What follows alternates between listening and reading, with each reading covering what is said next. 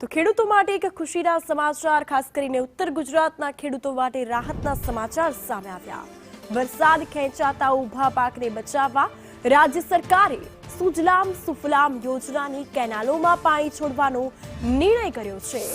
આજથી એટલે કે 20 ઓગસ્ટથી ઉત્તર ગુજરાત સુજલામ સુફલામ કેનાલોમાં 1000 ક્યુસેક પાણી જે છે તે છોડવામાં આવશે। ખાસ કરીને પાટણ, બનાસકાંઠા, મહેસાણા, સાબરકાંઠા સહિતના વિસ્તારોમાં સિંચાઈ માટે પાણીનો લાભ મળશે। તો વરસાદની ઘટને કારણે કપાસ, મગફળી, દિવેલા અને ઘાસચારાના પાકને પાણીની તાતી જરૂરિયાત હતી। સાથે જ ખેડૂતોની રજૂઆત બાદ રાજ્ય સરકારે આ નિર્ણય લીધો છે। Sujalam Sufalam spreading canal network મહીથી બનાસ નદી સુધી વિસ્તરેલું છે।